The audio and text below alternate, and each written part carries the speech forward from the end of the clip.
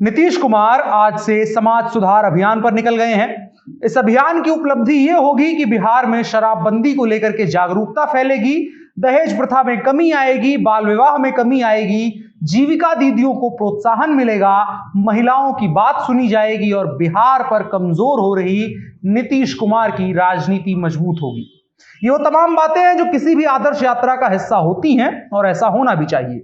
लेकिन नीतीश कुमार 16 वर्षों से बिहार के मुख्यमंत्री हैं और एक ऐसे समय में जब नीतीश कुमार के बारे में कहा जा रहा है कि वो कमजोर हो रहे हैं, अपनी ही पार्टी में उनकी नहीं चल रही है और अपने ही गठबंधन और अपनी ही पार्टी के नेता उनके खिलाफ खुलेआम स्टैंड ले रहे हैं, बयान दे रहे हैं, ऐसे में इस यात्रा के मायने बदल जाते हैं। और अगर नीतीश कुमार की माने तो मुख्यमंत्री के तौर पर उनका आखिरी कार्यकाल है, जिसमें अभी भी 3 साल का वक्त बचा हुआ है। ऐसे में नीतीश कुमार की यात्रा अपने आप में कई मायने समेटे हुए है और कुछ सवाल भी जो इस यात्रा के साथ साथ मीडिया की तरफ से, हमारी तरफ से पूछे जाने जरूरी हैं।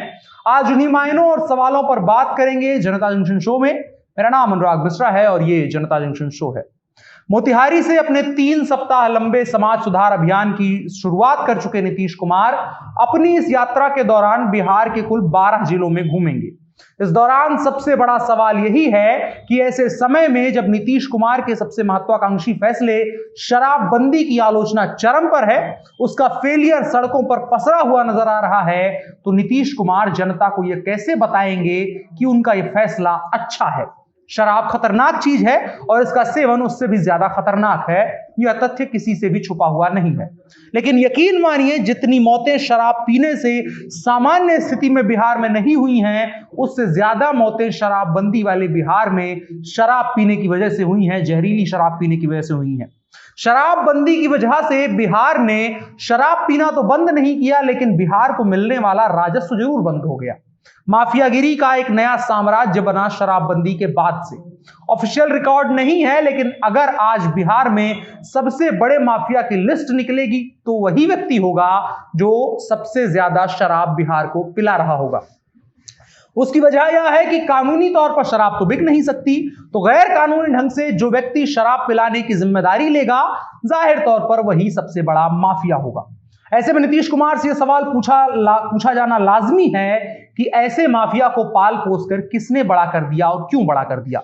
शराबबंदी का जब से फैसला लिया है नीतीश कुमार जी ने, तब से सरकार आपकी ही है और तभी से जहरीली शराब से मरने वाले और माफिया की माफियागिरी के बढ़ने का दोनों का दौर शुरू हुआ।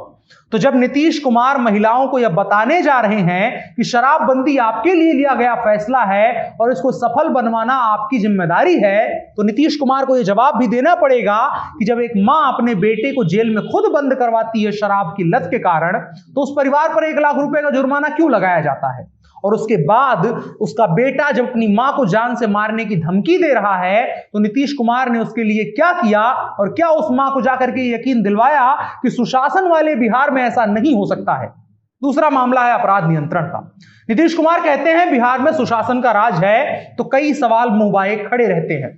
सवाल यह कि आखिर एक माफिया पप्पू देव, जिसको कि पुलिस ने कस्टडी में लिया और उसके बाद उसकी मौत संदिग्ध परिस्थितियों में हो जाती है, उसकी तस्वीरें यह बताती हैं कि उसके ऊपर ज्यादती की गई है। पटना जिला के बाढ़ इलाके में एक नवनिर्वाचित मुखिया और सब इंस्पेक्टर और कुछ लोगों की गोली मारकर हत्या सरेआम कर दी जाती है। एक शादी समारोह में नवनिर्वाचित मुखिया और इंस्पेक्टर को गोली मार दी जाती है एक शादी समारोह में, और यह सब कुछ होता है नीतीश कुमार के सुशासन वाले बिहार में।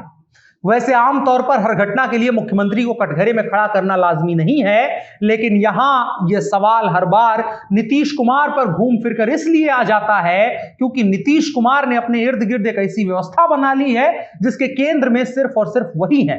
देश के साथ भी ऐसी ही कुछ हालत है। तो जब नीतीश कुमार बिहार भ्रमण पर निकले हैं, तो जिन जिलों में वो जा रहे हैं, उस हर जिले में अपराध के ऐसे तमाम सवाल मुंह बाए हुए खड़े हैं कि हम सुशासन में हल क्यों नहीं हो रहे हैं। उम्मीद करते हैं नीतीश कुमार उन सवालों का जवाब भी देने की कोशिश करेंगे। इसके अलावा महिला बाल विवाह और दहेज प्रथा को लेकर के भी जागरूक करनी उनकी एक मंशा है। आपको समझना है और आंकड़ा जानना है कि इतना जरूरी ये बात क्यों हो जाती है, तो इतना जानिए कि 2015 से लेकर के 18 के बीच के 3 सालों में देश भर में तकरीबन 30,000 के आसपास दहेज के चलते हत्याएं हुई और बिहार भर में जो दूसरे नंबर पर हिंदुस्तान में है 3900 से ज्यादा हत्याएं हुई हैं। और यह सब कुछ किसी और की सरकार में नहीं बल्कि नीतीश कुमार की सरकार में हुआ है। तो नीतीश कुमार को चाहिए अपनी इस यात्रा के दौरान उन परिवारों में जाएं जिन परिवारों में ऐसी बहुओं की हत्या हुई है और उनसे सवाल पूछें कि अगर किसी ने लाख 2 लाख रुपया और 4 पहिया गाड़ी नहीं दी तो आपने किसी की बेटी की जान कैसे ले ली। बाल विवाह पर कुछ हद तक जागरूकता आई है, लेकिन कानून व्यवस्था ही ऐसी है कि आए दिन महिलाओं और लड़कियों के साथ हो रहे दुराचार की घटनाओं से डरे परिजन अपनी बेटी का ब्याह करना ही अपनी इज्जत बचाने का आखिरी तरीका सोच पाते हैं। ऐसे में नीतीश कुमार को जाकर के उन परिवारों को यकीन दिलवाना चाहिए कि आपकी बेटी और बहन जो करने का मन सो करे, जहां पढ़ने का मन जब करे और जब उसकी शादी की उम्र हो जाए और उसके बाद जब उसका मन हो तब शादी करे। और किसी दरिंदे की नजर अगर उनकी बहन या बेटी पर पड़ती है तो नीतीश कुमार और ये सरकार और ये व्यवस्था दीवार बन के बीच में खड़ी रहेगी। अगर यकीन नहीं दिलवा सकते हैं तो नीतीश कुमार जी आपकी यह यात्रा विफल रहेगी। इसके अलावा जीविका दीदियों से भी मिलने का नीतीश कुमार का प्लान है। साल 2007 में इस कार्यक्रम की शुरुआत हुई थी, जीविका कार्यक्रम नाम से, और उसके तहत महिलाओं को सशक्तिकरण करने का काम करने की कोशिश की जा रही है। कुछ हद तक इसके मामले में सकारात्मक आंकड़े भी निकल करके आए हैं, लेकिन नीतीश कुमार को यह जरूरी है इस यात्रा के दौरान जा करके उन तमाम जिन 12 जिलों में वो जा रहे हैं वहां जा करके उन जीविका दीदियों से बात करें और उनको प्रोत्साहित करें और साथ ही साथ समाज में इस चीज की मेंटालिटी को डेवलप करें कि एक महिला भी किसी पुरुष के बराबर काम कर सकती है और पुरुष जो कि प्रधान कहा जाता है उन लोगों की नैतिक जिम्मेदारी बन जाती है कि वे कैसे समाज का निर्माण करें जहां पर ऐसी तमाम महिलाएं आजादी के साथ काम कर सकें। बाकी बिहार में बीत रहे नीतीश कुमार युग के अगर 16 साल को थैंक यू बोलने जा रहे हैं तो नीतीश कुमार जी आपको यात्रा मुबारक हो, लेकिन नीतीश कुमार जी फिलहाल आप बिहार के मुख्यमंत्री हैं और आप ऐसे ही बिहार में विहार करने नहीं जा सकते हैं, कुछ सवाल तो पूछे ही जाएंगे। इसके अलावा बता देते हैं कि नीतीश कुमार की यात्रा का शेड्यूल क्या है। अगर आप नीतीश कुमार से मिलना चाहें, कुछ सवाल पूछना चाहें, कुछ भी उनसे कहना सुनना चाहें तो ये देख लें आप। 22 दिसंबर को मोतिहारी में रहेंगे, पूर्वी चंपारण और पश्चिमी चंपारण में। 24 दिसंबर को गोपालगंज जो सीवान सारण गोपालगंज है। 27 दिसंबर को सासाराम यानी भोजपुर रोहतास बक्सर कैमूर के जिले जो है। 29 दिसंबर को मुजफ्फरपुर जिसमें मुजफ्फरपुर सीतामढ़ी वैशाली और शिवहर को कवर करेंगे। 30 दिसंबर को समस्तीपुर जिसमें दरभंगा मधुबनी और समस्तीपुर को कवर करेंगे। 4 जनवरी को गया में गया जहानाबाद अरवल नवादा और औरंगाबाद को कवर करेंगे। 6 जनवरी को बेगूसराय जिसमें मुंगेर बेगूसराय और शेखपुरा को कवर करेंगे। इसी क्रम में 8 जनवरी को जमुई जिसमें कि जमुई खगड़िया और लखीसराय को कवर करेंगे। 11 जनवरी को पूर्णिया जिसमें कटिहार पूर्णिया अररिया और किशनगंज को कवर करेंगे। इसके अलावा 12 जनवरी को मधेपुरा जिसमें सहरसा मधेपुरा और सुपौल को कवर करेंगे। 13 जनवरी को भागलपुर और बांका को कवर करेंगे और 15 जनवरी को पटना आएंगे जिसमें पटना और नालंदा अपने गृह जनपद को कवर करेंगे। कुल मिलाकर के यात्रा उनका कार्यक्रम है और इस तरह से उनकी पूरे बिहार की यात्रा समाप्त होगी। हम नीतीश कुमार को अग्रिम शुभकामनाएं देते हैं, लेकिन उसके साथ साथ नीतीश कुमार से आग्रह है कि इन सवालों के साथ भी अगर जाएंगे तो बेहतर रहेगा और एक बेहतर बिहार बनाने में आपका जो अब तक का योगदान रहा है उसको और बेहतर किया जा सकेगा। आज की बड़ी खबर में इतना ही। आपकी क्या राय है नीतीश कुमार की इस यात्रा को लेकर के वो आप कमेंट बॉक्स में बता सकते हैं और साथ ही साथ अगर कार्यक्रम पसंद आया हो तो इस वीडियो को शेयर भी कर सकते हैं। आज की बड़ी खबर में इतना ही। अब बढ़ चलते हैं दिन की खबरों की तरफ जिसमें हम इन शॉर्ट के तहत बात करते हैं। इन शॉर्ट पहला उत्तर प्रदेश से। उत्तर प्रदेश में विधानसभा चुनाव से पहले कांग्रेस का प्रवक्ता बनना अब इतना भी आसान नहीं है। वहां यूपीएससी लेवल टाइप का टेस्ट हो रहा है। 45 मिनट के इस पेपर में कई सवाल हैं। इसमें एक सवाल है कि आरएसएस इतना खतरनाक संगठन क्यों है। इसके अलावा 2009 में कांग्रेस ने कितनी सीटें जीती हैं जैसे सवाल शामिल है। उत्तर प्रदेश कांग्रेस प्रवक्ता के चुनाव के लिए 45 मिनट का एक पेपर रखा गया है। इसमें 20 प्रश्न ऑब्जेक्टिव हैं और 2 प्रश्न विश्लेषणात्मक। खास सवाल कुछ हैं जिन पर नजर जानी जरूरी है कि क्यों योगी सरकार विफल मानी जा रही है, मनमोहन सरकार क्यों अच्छी थी और उसकी क्या क्या उपलब्धियां रही, और आरएसएस एक खतरनाक संगठन क्यों है। इसके अलावा एक खबर उत्तराखंड से। उत्तराखंड विधानसभा चुनाव की घोषणा से ठीक पहले कांग्रेस प्रदेश चुनाव अभियान समिति के अध्यक्ष और कांग्रेस के कद्दावर नेता पूर्व मुख्यमंत्री हरीश रावत ने अपनी ही पार्टी के संगठन पर सहयोग न करने का बड़ा आरोप लगाया। उन्होंने कहा कि संगठन सहयोग की बजाय नकारात्मक भूमिका निभा रहा है। निराशा जाहिर करते हुए उन्होंने कहा यह तक कहा कि उन्हें महसूस हो रहा है कि अब विश्राम का वक्त आ गया है। आपको बता दें हरीश रावत उत्तराखंड में कांग्रेस के जाने माने नेता हैं और उनकी सरकार एक स्टिंग ऑपरेशन के चलते गई थी। इसके अलावा पंजाब में भी उनकी भूमिका काफी महत्वपूर्ण रही है। इसके अलावा एक खबर दिल्ली से, ओमिक्रॉन के खतरे के चलते दिल्ली सरकार ने क्रिसमस और नए साल के जश्न के आयोजन के लिए होने वाले किसी भी जमावड़े पर रोक लगा दी है। डीडीएमए ने इस बारे में औपचारिक आदेश जारी किया। किसी भी तरह के कल्चरल इवेंट और गैदरिंग पर रोक लगाई गई है। जिला प्रशासन के अधिकारियों और दिल्ली पुलिस के अधिकारियों को आदेश का पालन करने का सख्त निर्देश दिया गया है और इसके साथ ही जिला प्रशासन से रोजाना रिपोर्ट देने के लिए भी कहा गया है। इसके अलावा एक खबर संसद से, संसद के शीतकालीन सत्र के आखिरी 2 दिन बचे थे ऐसा कहा जा रहा था, लेकिन हंगामे और गतिरोध के चलते आज संसद शुरू होते ही समाप्त हो गया। दोनों सदनों को अनिश्चितकाल के लिए स्थगित कर दिया गया। राज्यसभा के सभापति वेंकैया नायडू ने सदन न चल पाने को लेकर के नाराजगी जताई और सांसदों से कहा कि सदन अपनी क्षमता के मुकाबले बहुत कम चली। मैं आप सभी से आग्रह करता हूं कि आप अवलोकात्मक रहें और इस सदन में काम कितना बेहतर हो सकता है, मेरा इस पर बहुत आलोचनात्मक नजरिया है, आप लोगों को भी सोचने की आवश्यकता है। ये खबर थी। इसके अलावा एक छोटी सी बात कहना पड़ेगा यहां पर कि बीते कुछ सालों से पक्ष और विपक्ष दोनों चीजें, दोनों धड़े जो हैं वो इस तरीके से एक दूसरे पर हमलावर हो गए हैं कि जनता के हित की बात नहीं करना चाहते हैं। विपक्ष लगातार बायकॉट करता चला जाता है, पक्ष लगातार बात करने से इनकार कर देता है। हमने किसान आंदोलन के मुद्दे पर देखा, किसानों को लेकर के संसद में न्यूनतम चर्चा की गई।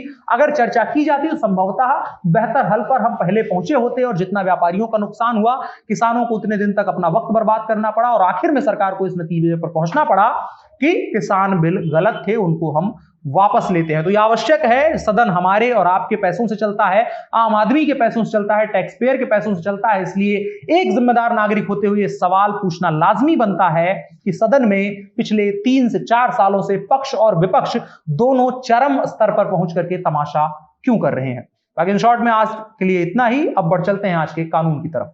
जस्टिस डीवाई चंद्रचूड़ और जस्टिस एएस बोपन्ना की बेंच ने उड़ीसा हाईकोर्ट के एकल न्यायाधीश के 2018 के फैसले और समीक्षा याचिका में 2019 के फैसले की अपील पर सुनवाई की और उसकी आलोचना करी। इस दौरान इस याचिका पर आलोचनात्मक टिप्पणी करते हुए सुप्रीम कोर्ट ने कहा कि एक ऊंची और शक्तिशाली सरकारी बीमा कंपनी को अपने सामाजिक विवेक का एहसास कब होगा। जिस प्रकार एक किसान और उसकी पत्नी को कानूनी प्रक्रिया की दया पर छोड़ दिया गया, उससे हमारी अंतरात्मा बहुत व्यथित है। क्या बीमाकर्ता को अपने कमाऊ बेटे की मृत्यु पर 2.64 लाख रुपए का मुआवजा पाने के लिए उसके मां बाप को हाईकोर्ट में घसीटना चाहिए था? अब समय आ गया है कि इस पर पुनर्विचार किया जाए। मोटर दुर्घटनाओं के पीड़ित परिजनों को जब तक अपने कानूनी अधिकारों का एहसास नहीं होगा, तब तक ये मुकदमेबाजी, छलावा, उत्पीड़न और यातना का ही स्रोत बना रहेगा।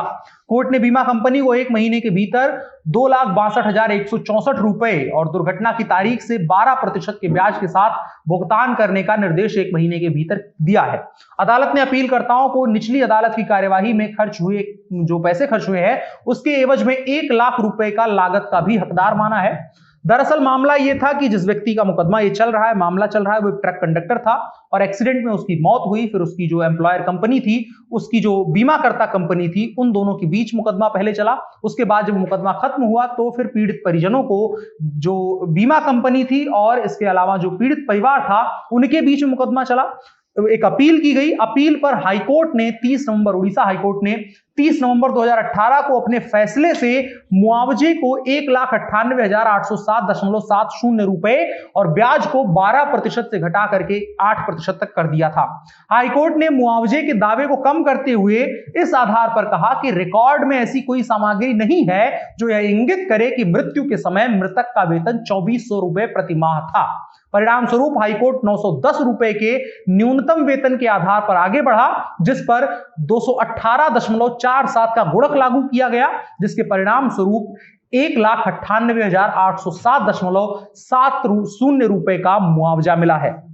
यह सवाल गंभीर होता है कि देश की हाई कोर्ट एक ऐसे मुकदमे में जहां पर महज 50,000 रुपए की हेरफेर की गई है, जहां 50,000 रुपए का अंतर आ रहा था, और एक ऐसे परिवार के साथ ये तमाम तमाशा किया है जिस परिवार को उन 2.5 लाख रुपयों की सख्त आवश्यकता थी। इस पूरी प्रक्रिया के दौरान उस परिवार के लाखों रुपए नष्ट हो गए। अब वो उन रुपयों को लेकर के क्या करेगा? इस पर पीठ ने कहा है कि वास्तव में हमारा स्पष्ट रूप से यह विचार है कि बीमाकर्ता के लिए मामले के तथ्यों के आधार पर मुआवजे की इतनी कम राशि के मामले में हाईकोर्ट क्यों ले जाया गया और एक गरीब किसान और उसकी पत्नी को उलझाने का कोई औचित्य नहीं बनता है जो पहले ही अपने कमाऊ बेटे को खो चुका है। इसके अलावा कोर्ट की एक टिप्पणी ध्यान देने लायक है। उसने कहा है कि हाई कोर्ट के लिए इस अवार्ड को कम करने का कोई आधार नहीं है, यानी 2,64,000 कुछ रुपए जो है उसको कम करने का कोई भी आधार हाई कोर्ट के पास नहीं है।